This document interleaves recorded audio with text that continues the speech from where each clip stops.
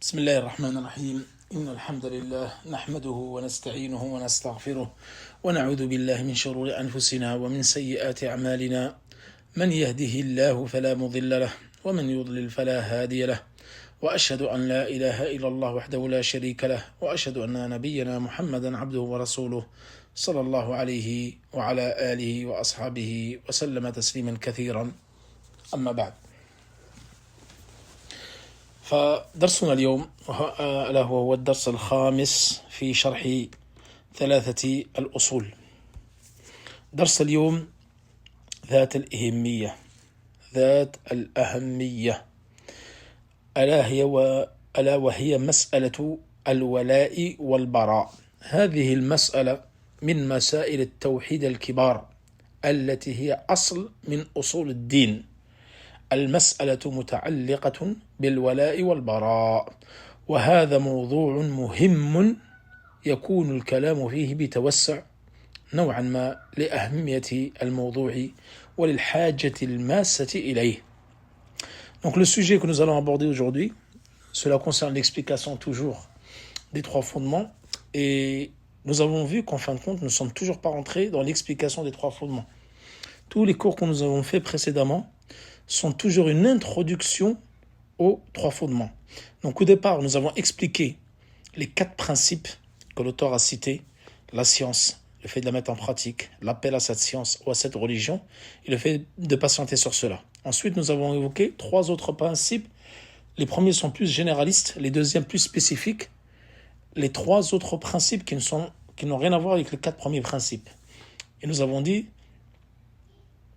que parmi le premier principe, c'était que Allah subhanahu wa ta'ala ne nous a pas créés en vain. Il ne nous a pas créés en vain, mais il a envoyé pour cela un prophète, pour nous annoncer la bonne nouvelle et nous apprendre la religion, etc. Ensuite, nous avons vu que Allah il ne permet pas à quelqu'un qui lui associe quoi que ce soit dans son culte exclusif. La malakul muqarrab ou la nabiyul mursal. Et ça, c'est le troisième point. Le troisième point, قال المصنف رحمه الله تعالى: من أطاع الرسول ووحد الله لا يجوز له موالاة من حاد الله ورسوله ولو كان أقرب قريب. والدليل قوله تعالى: لا تجد قوما يؤمنون بالله واليوم الآخر يوادون من حاد الله ورسوله ولو كان آباءهم أو أبناءهم أو إخوانهم أو عشيرتهم أولئك كتب في قلوبهم الإيمان وأيدهم بروح منه ويدخلهم جنات تجري من أنهار خالدين فيها رضي الله عنهم ورضوا عنه أولئك حزب الله ألا إن حزب الله هم المفلحون. Donc, le troisième principe de cette introduction à l'explication des trois fondements, c'est le fait de savoir que quiconque obéit au prophète et qui croit en l'unicité d'Allah n'a pas le droit de prendre comme alliés ceux qui s'opposent à Allah et à son prophète, même les plus proches parents. Et la preuve à ce sujet réside dans le verset que je viens de citer précédemment. Tu ne trouveras pas un peuple qui croit en Allah et au jugement dernier prendre pour amis ceux qui s'opposent à Allah et à son messager, fussent-ils leur père, leur fils, leurs frères ou les gens de leur tribu. Ceux-là sont ceux à qui il a écrit la foi dans le cœur et ceux qu'il a secourus. Il les fera rentrer dans des jardins sous lesquels coulent les ruisseaux, des ruisseaux où ils demeureront éternellement.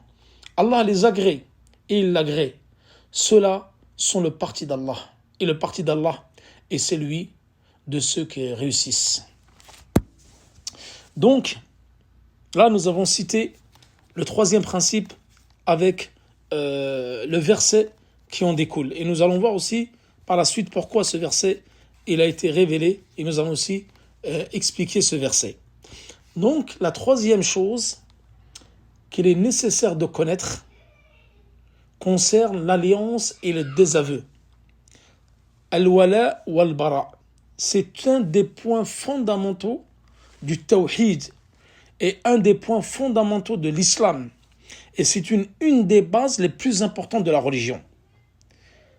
Mas'alat al-wala wal-bara, l'alliance et le désaveu. En fin de compte, c'est un sujet tellement important qui nécessite d'être traité, ici, d'être développé, plus qu'un autre, parce que c'est un sujet important dans lequel les gens font beaucoup d'erreurs. Il y a beaucoup de méconnaissances à propos de ce sujet de la part des musulmans en général. Taïb. Là, nous allons définir c'est quoi al-wala lughatan wa shar'an wal-bala wal-bara afwan lughatan wa shar'an. وبالله التوفيق نقول الموالاة. الموالاة, le fait de prendre quelque chose pour aller. L'alliance, c'est quoi? وهي المحبة والنصرة والتأييد. فلا يجوز للمسلم أن يحب الكفار ولا أن يناصرهم ولا أن يؤيدهم ولو كان ذلك أقرب قريب له. لأن الكفار حادوا الله ورسوله. محادة الكفار لله ولرسوله لهما معنيان أو لها معنيان عند أهل العلم، أنهم أخذوا حدا وجانبا، والحد هنا وهو الحاجز الفاصل بين الشيئين. هذا المعنى الأول عند أهل العلم. والمراد بحادتهم لله ولرسوله أنهم جعلوا بينهم وبين أولياء الله الحديد والسلاح. Donc là, nous allons traduire la première partie qui est qu'est-ce que l'alliance? Donc nous allons définir c'est quoi l'alliance et le désaveu. L'alliance, c'est quoi? Sa traduction, c'est l'amour. Wa-nusra, le secours, le fait de porter secours. Wa-ta'yid, le fait de les conforter à cela. Donc il n'est pas permis aux musulmans d'aimer les mécréants, de leur porter secours et de les aider à cela, c'est-à-dire contre les musulmans.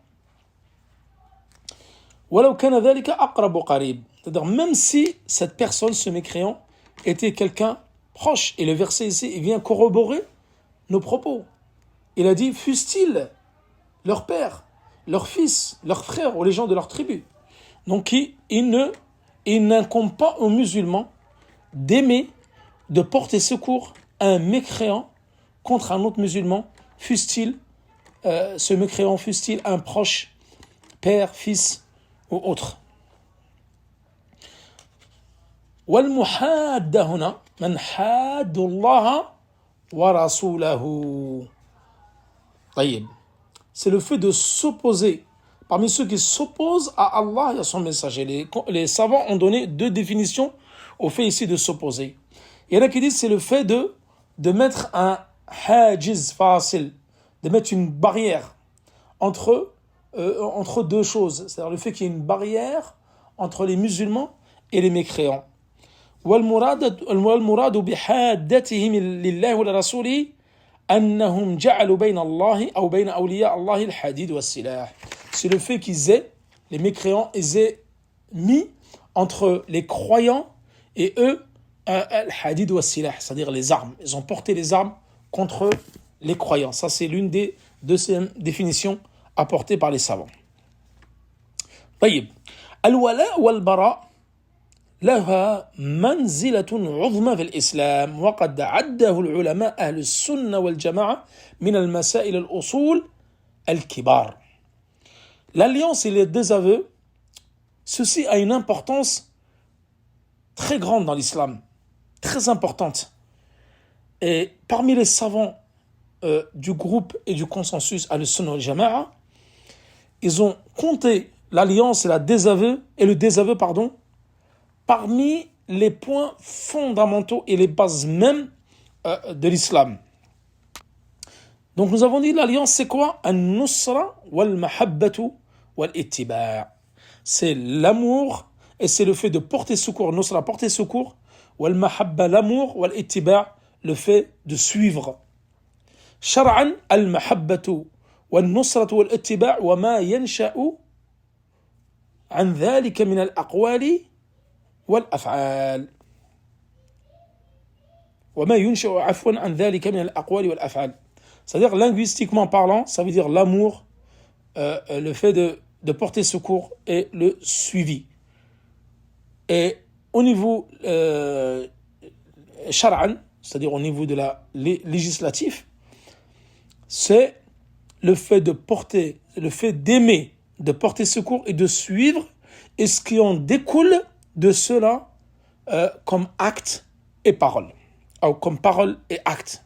يقول شيخ الإسلام ابن تيمية الولاية ضد العداوة. L'alliance, c'est le contraire du désaveu ou de l'adawata, c'est le fait d'avoir quelqu'un en ennemi, al-adawata, l'inimité ou al-wilaya, l'alliance, et son contraire, c'est le désaveu. Wa aslul wilaya, le fondement même de l'alliance, c'est l'amour et le rapprochement. يقول شيخ الإسلام شيخ عبد اللطيف عفوا آل الشيخ من أئمة الدعوة النجدية صاحب الدرر السنية في الدرر السنية أصل الموالاة الحب وأصل المعاداة البغض وما ينشئ عنهما من أعمال القلوب والجوارح ما يدخل في حقيقة الموالاة والمعاداة كالنصرة والمعاونة وكالجهاد والهجرة ونحو ذلك من الأعمال. Je vais vous citer la parole d'un des imams de A'immat al-Da'wa, du prêche de Mohammed ibn Abdel Wahhab, c'est-à-dire ceux qui l'ont suivi dans le siècle qui en a découlé, et c'est l'un des auteurs de Durar al-Saniya al-Ma'rouf, Cheikh Abdel Latif al-Cheikh, un des descendants de Cheikh Mohammed Abdel Wahhab. Et dit, le fondement même de l'alliance, c'est quoi? C'est l'amour, et le fondement même du désaveu, c'est quoi? C'est la haine. C'est-à-dire qu'il va découler de cet amour et de cette haine des actes et des paroles. Ces actes et ces paroles qui vont faire rentrer dans la vraie définition de haqiqat, la vraie alliance et les désaveux. Kan-nusra, c'est-à-dire comme le fait de porter secours, d'aider, tels que ces actes, tels que le djihad, ou le hijra, le fait d'émigrer dans le sentier d'Allah, et ainsi que d'autres actes parmi ceux-là. إذن نقول الولاء شرعا التقارب بين القلوب والمحبة وما ينشئ عن ذلك من الأقوال والأفعال. Donc la définition que nous avons déjà citée précédemment, mais c'est une définition similaire, analogue, qui dit que al-wilaya, l'alliance au niveau légiféré, c'est quoi? C'est taqarub, c'est le rapprochement entre les cœurs, et c'est l'amour et ce qui en découle de cela comme acte et comme parole. Là, nous avons vu les différentes définitions et ce que cela implique comme acte et parole. Nous allons voir maintenant la définition du contraire de l'alliance, qui est le désaveu. L'oratin linguistiquement, la définition linguistique est at-tanazzuh wa at-taba'ud, c'est le délaissement et l'éloignement. Wa fi ash-shar'i 'inda 'ulama'ina al-bu'd wa at-takhallus wa al-bughd wa asluhu al-bughd. Donc c'est quoi le désaveu? C'est l'éloignement, le délaissement et la haine, l'inimité et le fait de ne pas aimer cette chose-là. Donc la haine envers cela. Wa asluhu, al-bara, c'est la haine. Donc c'est le fait de désapprouver cette chose-là. Ay muwalat al-kuffar kufr wa mahabbatuhum wal mayl ilayhim bil qulub kufr wal wala qad yakunu kufran wa qad yakunu fisqan. Donc muwalat al-kuffar, l'alliance avec les mécréants est une mécréance. Le fait de les aimer, d'avoir un penchant pour eux, un penchant au niveau des cœurs, cela engendre une mécréance, c'est un acte de mécréance.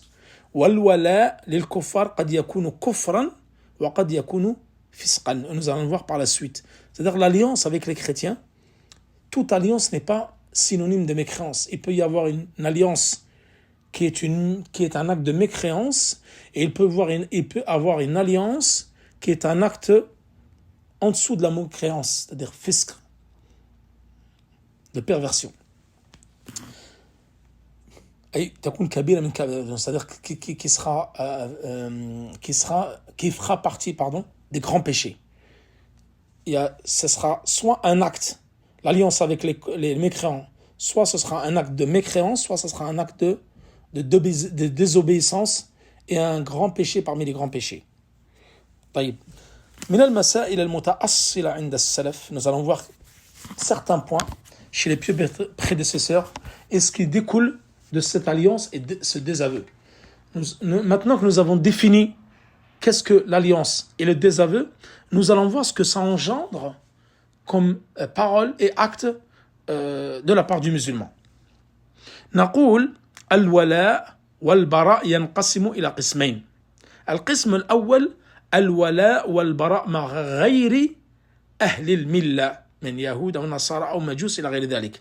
فالولاء مع غير أهل الملة حرام مطلقا، ومحبة الكفار ونصرتهم وتأييدهم حرام، والبراء منهم واجب مطلقا، فلا يجوز للمسلم يشهد أن لا إله إلا الله وأن محمد رسول الله أن يوالي الكفار. يقول الله تعالى: يا أيها الذين آمنوا لا تتخذوا بطانة من دونكم لا يألونكم خبالا. وقال تعالى: يا أيها الذين آمنوا لا تتخذوا اليهود والنصارى أولياء بعضهم أولياء بعض ومن يتولهم منكم فإنه منهم. Nous allons traduire cela. Donc l'alliance et les désaveux se divisent en deux catégories. Première catégorie, l'alliance et le désaveu avec les non-musulmans, tels que juifs, chrétiens, adorateurs du feu, bouddhistes, etc. L'alliance avec ces gens-là est interdite, strictement interdite. Le fait d'aimer les mécréants, de leur porter secours, de les conforter dans leur religion, etc., est interdit. Et le désaveu, le fait de désavouer d'eux est une obligation exclusive. Donc il n'est pas permis aux musulmans qui croient en Allah et en son prophète de faire alliance avec les mécréants. Et Allah subhanahu wa ta'ala, il le dit dans le verset du Coran: ô vous qui avez cru, ô vous les croyants, ô vous qui avez cru, ne prenez pas de confidents en dehors de vous-même. Ils ne failleront pas à vous bouleverser. Et dans un autre verset: ô vous les croyants, ne prenez pas pour alliés les juifs et les chrétiens. Ils sont alliés les uns des autres. Et celui d'entre vous qui les prend pour alliés devient un des leurs. Allah ne guide certes pas les gens injustes. Et Allah subhanahu wa ta'ala, dans un autre verset, il dit aussi: ô les croyants, ô vous qui avez cru, n'adoptez pas pour alliés ceux qui prennent en raillerie et jeu votre religion, parmi ceux à qui le livre fut donné avant vous et parmi les mécréants. Et craignez Allah si vous êtes croyants. Deuxième catégorie d'alliance et de désaveu, c'est l'alliance et le désaveu avec les musulmans. Al-wala wa al-bara ma al-muslimin. طيب النوع الأول من يحب محبة خالصة وهم من celui dont tu dois vouer un amour sincère et une alliance sincère. C'est qui? محبة خالصة وهم الأنبياء والصديقون والشهداء والصالحون وعلى رأسهم نبينا محمد صلى الله عليه وسلم ثم الصحابة ثم من بعدهم. Ceux que tu dois aimer d'un amour sincère, ce sont les envoyés, les messagers, les véridiques, et les shuhada, les martyrs, et les gens de bien, et parmi ceux-là, à leur tête, notre prophète sallallahu alayhi wa sallam, ensuite les compagnons, ensuite ceux qui les ont suivis, et ceux qui les ont suivis, إلى غير ذلك. النوع الثاني, deuxième type d'alliance ou de désaveu avec les musulmans. من يحب من وجه ويبغض من وجه وهم العصاة من المؤمنين فيحبون بقدر ما فيهم من طاعة ويبغضون بقدر ما فيهم من معصية كما ذكر العز ابن أبي العز الحنفي في شرح الطحاوية وشيخ الإسلام ابن تيمية في الفتاوى. Donc, deuxième catégorie d'alliance ou de désaveu envers les musulmans, c'est le fait de les aimer d'un côté et de le détester d'un autre côté. وهم العصاة, c'est ceux qui ont des actes de désobéissance, qui ont des actes de turpitude, qui ont des manquements à la religion, qui commettent des péchés parmi les grands péchés. Ceux-là, parmi les croyants, nous les aimons par le fait qu'ils soient musulmans, qu'ils soient croyants d'un côté, et nous les détestons par rapport aux actes de manquement et par rapport aux actes de désobéissance qu'ils commettent dans l'islam. Et ça, c'est le propos qui est rapporté par Al-Izz, Ibn Abi al-Izz al-Hanafi, في شرح الطحاوية والشيخ الإسلام ابن تيمية في مجموع الفتاوى.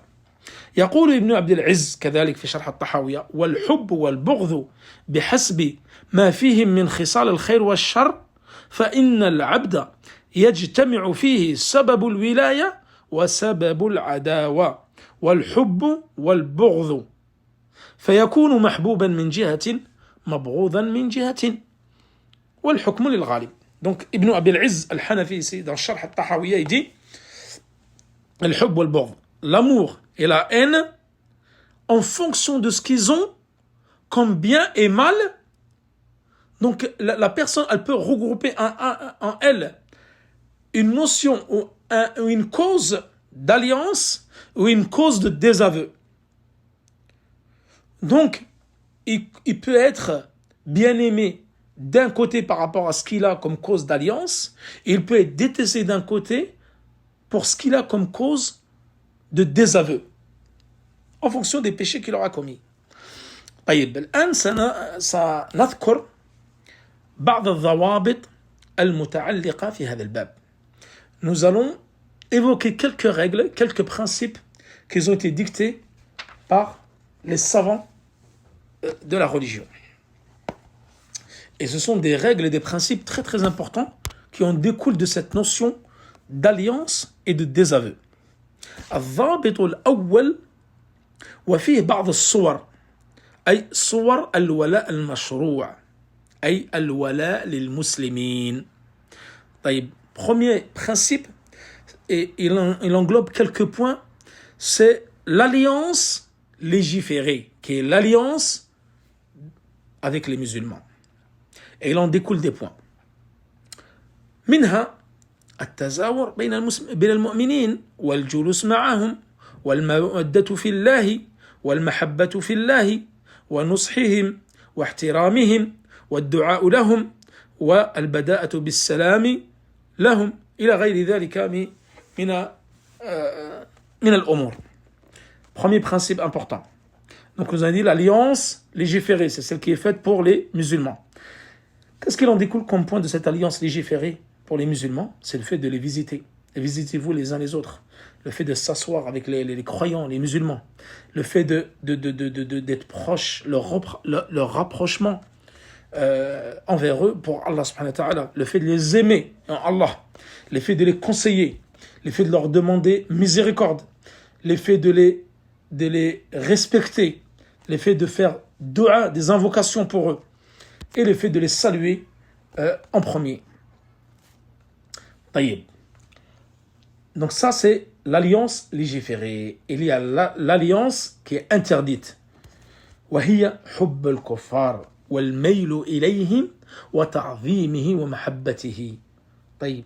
C'est le fait d'aimer les kuffars, de se rapprocher d'eux, de leur donner de l'importance et de les aimer. Et cela est interdit, bien sûr. C'est une alliance qui est interdite. وطاعتهم في التحليل والتحريم واتباع أهواءهم.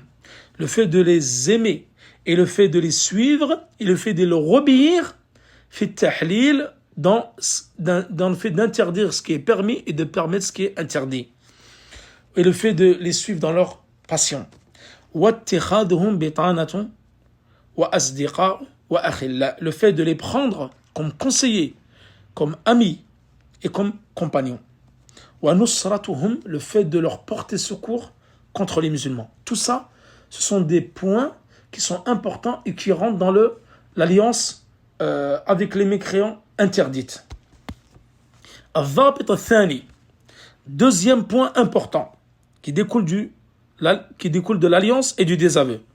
تعامل المسلم مع غير المسلم. Comment le musulman maintenant doit se comporter envers le musulman à la lumière de l'alliance et du désaveu. Plusieurs points. أولا نقول معروف الكفار غير الحربيين أو غير المقاتلين يقابل بالمعروف والبر. يجوز للمسلم في هذا الباب أن يؤاكلهم ويخالطهم بما يرغبهم في الإسلام بشرطين: أمن الفتنة عن نفسه وعدم المودة والمحبة. Deuxième principe qui est important. Comment le musulman doit se comporter avec les non-musulmans. C'est les non-musulmans parmi les mécréants, c'est-à-dire pas les belligérants, non les belligérants et ceux qui sont en guerre contre nous, non, ceux qui sont en paix. Ceux-là, s'ils vous font un acte de bienveillance, vous devez le retourner avec bienveillance et bon comportement. Et il est permis aux musulmans, fi hada al-bab al-wara' wal-bara', l'alliance et le désaveu, de manger avec eux et de se mélanger à eux. Par contre, sous deux conditions, point très important, c'est le fait de se mélanger avec eux dans un but, c'est de les appeler à l'islam. Sous deux conditions, c'est le fait ta'man al-fitna, le fait de ne pas avoir peur, d'avoir une foi solide, de ne pas avoir peur de sombrer de leur côté et d'affaiblir dans sa religion, et aussi le fait de ne pas d'avoir d'affection et d'amour envers eux. ومن هذا الباب جواز مزارتهم عفوا وقد عاد النبي صلى الله عليه وسلم يهوديا وأجاب دعوة اليهودية. Dans cette thématique qui est l'alliance et le désaveu, il est permis aux musulmans de le visiter. Et le prophète sallam, il a visité un juif qui était malade. وَأَجَابَ دَعْوَةَ الْيَهُودِيَّةِ. Il a répondu à l'appel à l'invitation du juif. الضابط الثالث, troisième point important concernant ce point important qui est cette question importante qui est la notion des aveux. تبادل المنافع المباح مع الكفار مباح يجوز أن يبايع غير المسلمين وأن يشتري منهم. Troisième point important, c'est le fait de s'échanger les choses permises avec les mécréants. Ça c'est permis. Maintenant de s'échanger des choses, de commercer avec eux et d'acheter, de leur vendre, etc.